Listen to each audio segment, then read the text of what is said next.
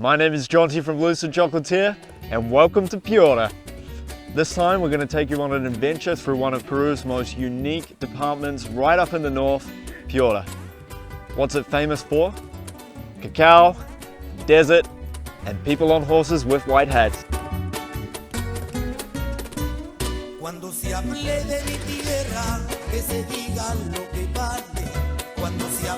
This time we're on a mission to investigate this northernmost department and figure out what makes it click. We're going to be visiting co-ops, independent farmers, chocolate makers to figure out what makes everything here so special. So come along, enjoy the journey. I hope you learned something about the wonderful world of cacao, and I hope you feel inspired to try some chocolate. Hello, lovely people. Hi guys. We've just landed here in Piura and we've come to one of the oldest co-ops, known as Co-op Norandino. We've come to learn a little bit about their cacao, a little bit about what makes them so special. Norandino was actually my first ever supplier of Peruvian beans.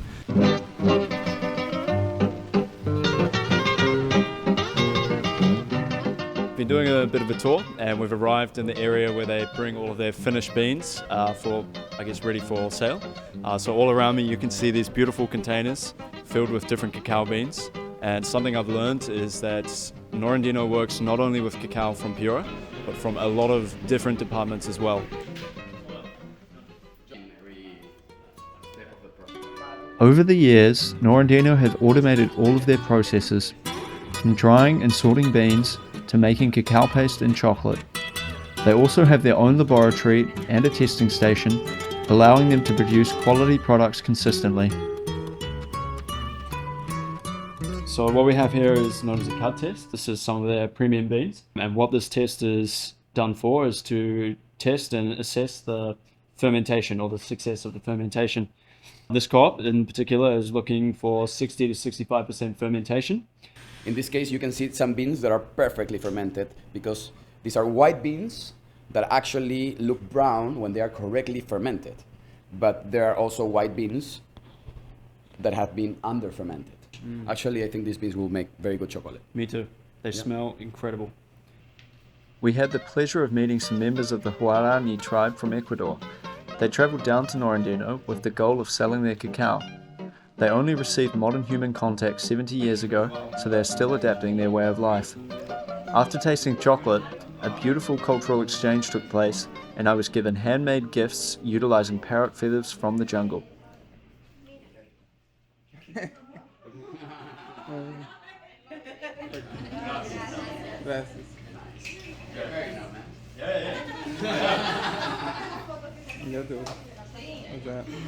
So apparently I'm married now. Yeah. Oh well, unlucky ladies in New Zealand, I guess. Oh yeah. These guys are a mammoth, you know, they're very, very big scale, much bigger than I expected. Mainly the volume that they're moving, it's crazy. They're doing 150 metric tons this year of just cacao paste, and that makes up about 60% of their overall cacao volume. And this was a bad year. They're working with 15 different origins from across Peru. What we've witnessed is right up there in terms of what a co-op is capable of doing. Moving forward, we've got a few different places to go and see. This one has been at the very, one end of the spectrum. Next up, we're going to go see a chocolate maker who's local to Piura. Maybe even go and find their hats. We're here in Cacao in search of a beautiful northern sombrero. There's lots of vendors around, so we're going to take a look. Come along. 572. Yep. Oh, we found a pretty nice looking store, so we're going to go check it out. This is the spot.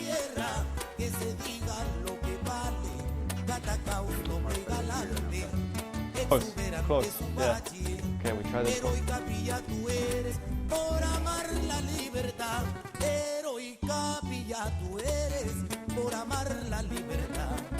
This is a good one. I kinda want to try the red stripe. I think we found it.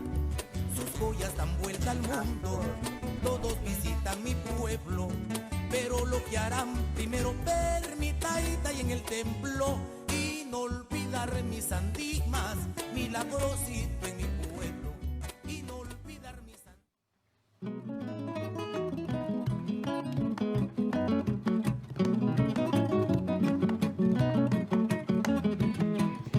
When I was born, it was the happiest day of my mother's life, and probably my father too. My other two brothers, not so much. How did you start with chocolate? What was your first contact with chocolate? I couldn't get a job and I couldn't get training, so I brought all of my own chocolate with my own money, and I started to learn to make bonbons in my flat. And eventually I taught myself how to do some okay production. And I entered a big competition for like any chef. Entró en una competencia grande de chocolatería para un montón de chefs. And I won the competition. And then I taught myself to make bean to bar when I was working as a chocolatier at home. I go to work and then I come home and I had my mélangeur. Okay. Y este es el de chocolate blanco con maracuyá. Okay, white chocolate with passion fruit. Okay, let's go. Cheers. Cheers.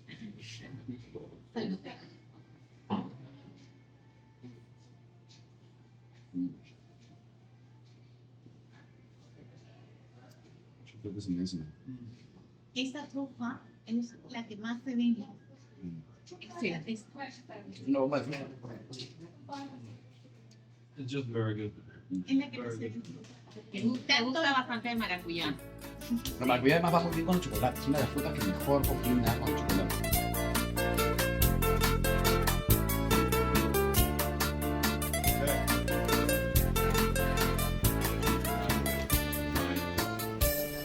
What we've got going on here is we're at Piura and they're producing some truffles for the Salon del Cacao next weekend. The one that we've got here is a very special one. It's a truffle made with a local mango variety and milk chocolate for the filling. On the exterior we've got some milk chocolate and a little bit of bee pollen as well. To stabilize the filling, they're also using some local honey. So everything that comes from here, including the panela, including the beans to make the chocolate, comes from within a very small radius. So this is a true origin truffle. I'm very excited to try it because mango is one of my favorite fruits. So Aurelio and I, we're gonna have a little taste.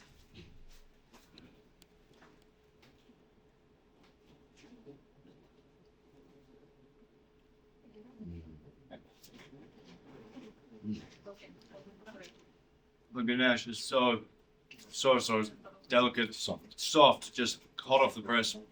Very creamy. Very creamy. El ganache es una mezcla de frutas pues con la pulpa. Okay. ¿Con qué? ¿Con chocolate blanco con manteca? Este es con chocolate al 49%. 49. Ajá. Y le tenemos con polen. Igual se baña al 49. Algarrobina. So mesquite, remember the mesquite? Yes. The mesquite honey Okay. is this one. But Okay. on the outside is covered with maca flour. Wow. Yeah. So it's I've never tried this this. is the most powerful one because it's very energetic. No? Okay. Are you ready to try it? Okay. Yeah, let's Let's do do it. it. Okay. Let's do it. Aquí para que Okay. Yes. Cheers. Cheers.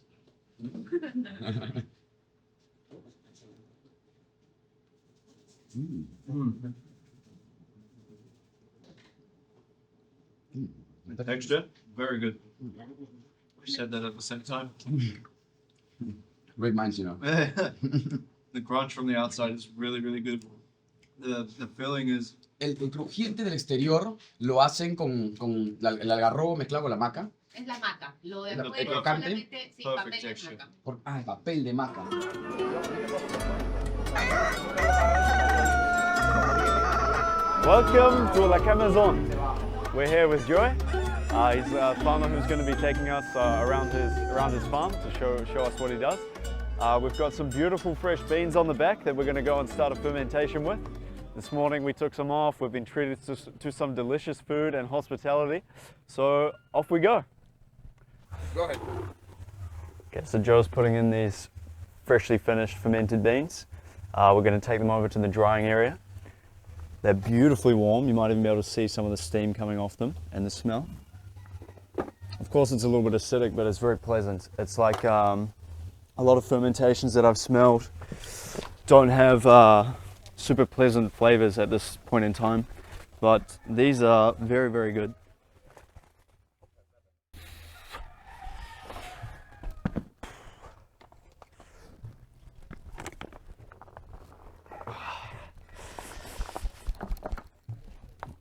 Beautiful. Look at that. Haven't even had my morning coffee yet. I'm covered in fermentation juice. Couldn't be happier.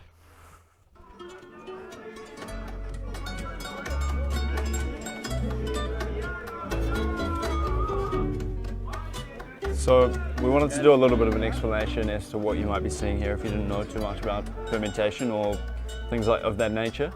So here we have some beans that have not been fermented at all, and as you see, they might appear to the untrained eye to be white beans. These ones, why are these brown? What's happened? Why are they brown? Why are these what we want? Acid has gradually cooked the beans and turned them brown, and during that part of the fermentation, that's when all of the flavor penetrates the cacao and gives it all the beautiful flavor notes that, if you know a craft chocolate, then you'll be familiar with. These ones don't have any of that. They haven't been fermented at all, and they would taste very astringent. They don't have flavor qualities that we'd consider desirable in the chocolate world. This takes a lot of skill to do this well, to harvest the beans at the right time, to ensure the fermentation can actually get up inside of the beans. Then the knowledge as well, to take the correct temperatures, to do it for the right time. In this instance, Joe's adding juice back to the beans to ensure that you get a really strong, cohesive flavor, removing all of the beans that are going to add impurities. These are things that, as a chocolate maker, I have almost no control over apart from selecting who I buy from. And so, you know, this takes a lot of skill. This takes absolutely none. And that's why this is worth so much more in the eyes of a chocolate maker. Soy yo de Guaches, estamos en La Pareja, en el distrito San Juan de Bigote. Nosotros somos productores de cacao. Aquí estamos trabajando en el tema del cacao blanco y toda la transformación del cacao. La historia del cacao en Piura es una historia de tradición. Este cacao ha sido heredado de padres a hijos y ahora nosotros estamos generándole valor. Soy hijo de productor, ya tenemos como 3 generaciones de cacauteros. Yo empecé de pequeño en la parcela, siempre cosechábamos cacao. En ese tiempo no le generábamos valor al cacao, solo lo secábamos sin fermentar. No hacíamos chocolate, no sabíamos para qué servía, ¿no? Empezamos a aprender fermentación, selección de granos. Lo que nosotros estamos haciendo ahora de manera sostenible es trabajar con los productores, pagarles precios buenos y también hacer sostenible el negocio. Y clientes que paguen el precio para poder hacer procesos buenos, tener calidad superior.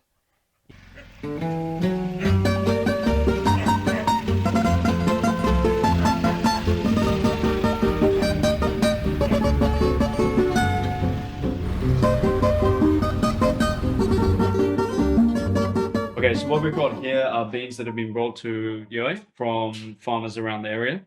He's received them as wet sacks of cacao, and he's doing all the fermentation and drying process himself here because he knows what he's doing and he does a very good job. So what we've been doing over the past couple of minutes is essentially going through the wet cacao and pulling out any sort of defects that we see that could impact the overall quality of the fermentation.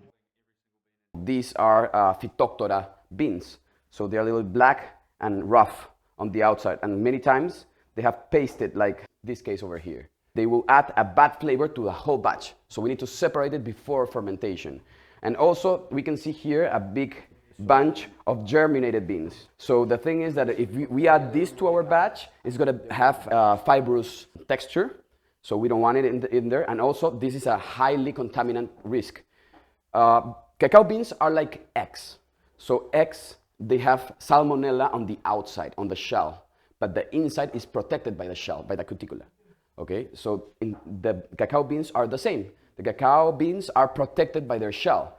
But what happens when it germinates, and after drying, most of the germs fall, they leave an opening. Then they leave an opening, and through that opening, the aspergillus, the mold, the bread mold, goes inside the cacao, contaminating it. You have a few beans like this, and you'll ruin the whole batch for a fine chocolate.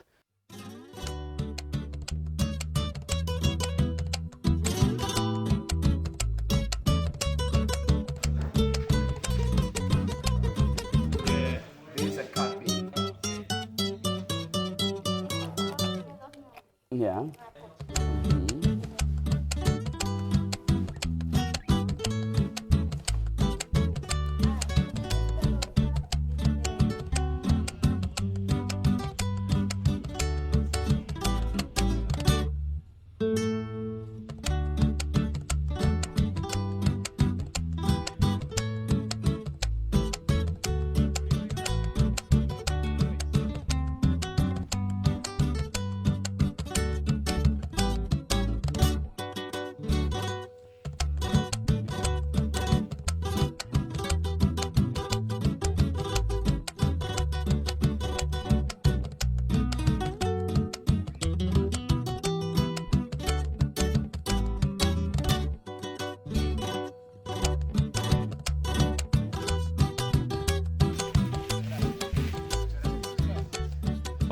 ¿Cuánto tiempo tiene la granja más antigua? So the oldest farm in his family is 120 years old. Okay. So cacao was around this area. And then, tampoco había mucho. No, nada. ¿Dónde estaba? ¿Más abajo? No, nomás estaban en la rinconada de allá nomás. En la rinconada. Nada más.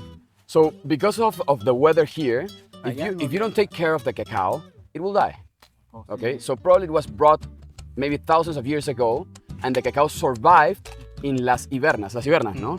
In las hibernas. The hibernas are like the little water canals. Okay, yeah, So next to the little water canals, the cacao trees survived. And that's where they started, when they started bringing the cacao to the farms and started planting them. Madera. Madera. For him, it's like wood. What do you think? Yeah, I understand the woodiness, but I definitely think it's along the realm of like a soft melon flavor. Which Melon. obviously is And definitely- a little bit floral, maybe. yeah, a little bit floral for sure. It smells like some of the best cacao, you know, similar to some of the Similar. Yeah, usually the pulp of very good cacao, the aromas are very soft because you don't want them to be invasive and change too much the flavor of the beans. Definitely not citric. Not citric. Not citric. Este cacao parece de una genética muy antigua, dice Johnty. Parece una genética antigua. ¿Es realmente una genética antigua? Porque ya no veo muchos de estos marroncitos por acá, ¿no? La mayoría son así verdes. La mayoría son verdes, ¿no? Yeah, okay, yes. He says that this is a very old genetic, and right now most of the cacaos that you see look like this, green and big.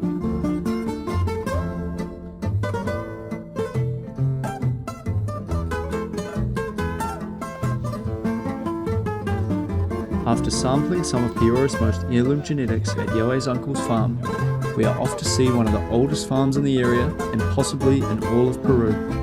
Yoe and other locals believe some of the trees here have survived for not hundreds, but thousands of years, and I'm very excited to see for myself. So we're here at the Lopez family farm. Yoe has brought us here very kindly to show us this specific tree. The reason that we've come to look at this specific tree is because it's very, very old. You'll notice at the root or the base of the tree, there's so many different shoots, and those can only occur after many, many years of growth. About 20 or 30 meters behind us is actually the river that flows through, and the trees here in Piura have adapted to grow very, very deep roots to be able to survive throughout the dry season. So who knows how deep the root structure of this tree goes, but this is a very special specimen, and I can't speak for saying that I've been to many, many cacao farms in my life, but Aurelio has. And so Aurelio, if you want to share some thoughts on maybe how old the tree is. Yeah, well, it looks pretty old. It's impossible to know, you know. When you travel around the jungle, you're gonna see many cases like this that you can't really pinpoint how old the tree is, because usually when a cacao tree grows, the main trunk will fall and a new trunk will grow naturally. This is a perfect example of an ancient heirloom cacao of the area.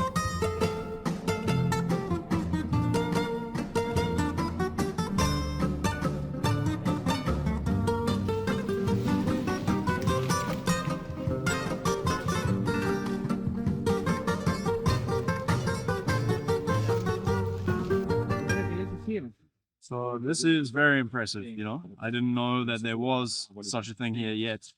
Obviously in Cusco, they've been developing this or working very hard to develop this, but here we have it, this ancient tree with 100% white genetics. Crazy.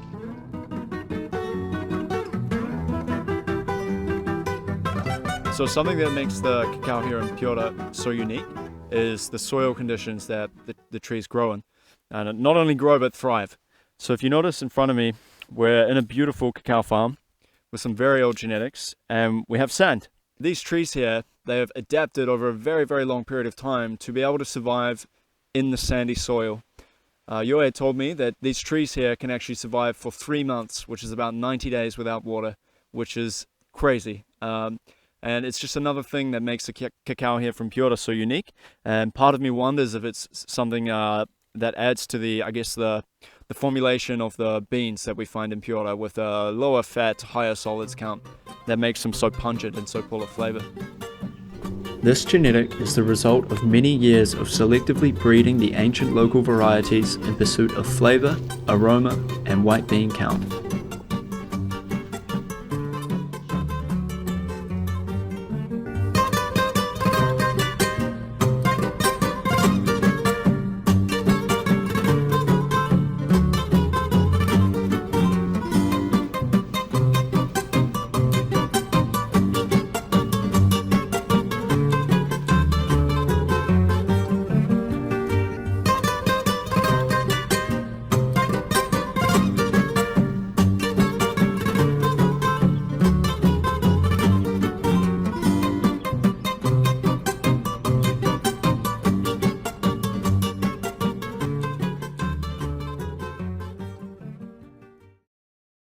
So this is the type of naturally occurring, material similar to cotton from this beautiful sabo tree behind us. We just stopped on the roadside to have a look, and it's some of the softest material I've felt in my life, I reckon. Beautiful, gentle, pulls apart almost. It reminds me of sheep wool. Very similar. It's very dense, and then it kind of comes apart like this. You can see it's all over the show, and it's so soft. Imagine it would make beautiful clothing or blankets or pillows. Naturally white. Smells like the desert air.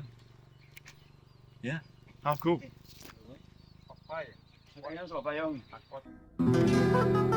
Now we are venturing farther from civilization to meet Jose Francisco, president of Apricot Co-op. They have gone again to the show this year, and they say they are in the top 10 again this year. Okay. So last year they won the best cacao in all of Peru, the prize. And this is the prize for the raw bean, yeah? For the raw bean. They have cacao fermenting. Fermenting. So All right, show let's us. go. Let's go. Vámonos. Yo soy el señor José Francisco Arquínigo Sánchez, socio y actualmente presidente de la cooperativa agraria APROCAP. El agricultor dejaba todo al profesional, al ingeniero, al gerente, ¿no? Entonces, en vez de dar un paso hacia adelante, daba un paso hacia atrás y dejaba tú anda, tú haz. Y mucha gente viene por ganar su dinero, pero nada de corazón. Y ahora en esta época, gracias a Dios, nosotros estamos manejando la cooperativa.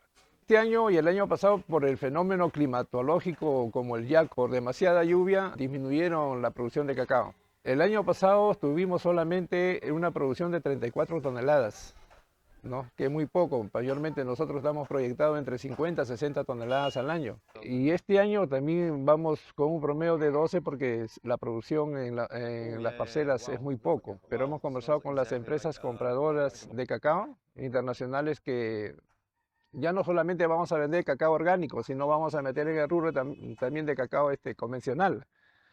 Y no solamente comprar a los socios, sino también comprar a otros señores que no están inscritos, no son asociados, pero que también tienen cacao. Yo nunca he visto esos precios tan exorbitantes, ¿no? Que se han estado dando a nivel nacional y mundial. Imagínense que ahora ya no hay cacao orgánico, cacao convencional, todo es un mismo precio, ¿no? Y tenemos que nivelarnos con los compradores informales que ellos prácticamente dan el precio. Un kilo de cacao en baba, que se pagaba 3.80 o 4 soles, hemos llegado a pagar hasta 15 soles. Imagínense, era una locura.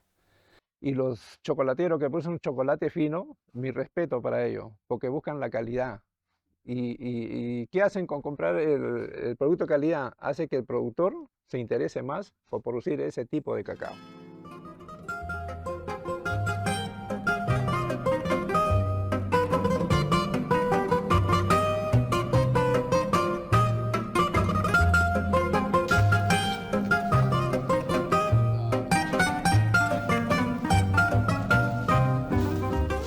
So right now, we're in Jose's farm. This farm produced the beans that earned the prize for the best cacao in last year's Salon of Cacao and Chocolate here in Peru. The best cacao in the whole country. And it came from this farm. We're in a very special place, and we wanted to share it with all of you. Nos encontramos actualmente en mi parcela. Es una parcela de 4 hectáreas de puro cacao, donde podemos apreciar un cacao ancestral, antiguo, cacao blanco, de variedad criolla, ¿no? también llamada cacao blanco fino de aroma, ¿no? Que es esta pequeña, y también tenemos un cacao ya con un patrón de una variedad trinitaria y que después ha sido injertada con un cacao de yema blanca. Vemos la diferencia que antiguamente como el cacao era más pequeño y ahora con el injerto el cacao es más grande, ¿no? Pero lo estamos haciendo para tener una mayor producción y sobre todo que no perdamos la calidad, ¿no? La calidad del cacao blanco que siempre tenemos y que por el cual la mayoría de comerciantes y chocolateros nos buscan, ¿no? Vemos la diferencia, pero uno tiene más producción, digamos, en cantidad, el otro menos, pero este tiene más calidad, que muchas veces la calidad se preserva más que la cantidad. Compadre, yo soy de Huacho, tierra de don Dionisio el cigarrero, donde se amarraba con salchicha al perro, donde San Martín por primera vez proclamó la libertad. Y si dicen que los huachanos son de la cría, no cree usted, compadre, qué barbaridad. Lo que pasa es que tienen envidia porque no hay otra tierra como la mía.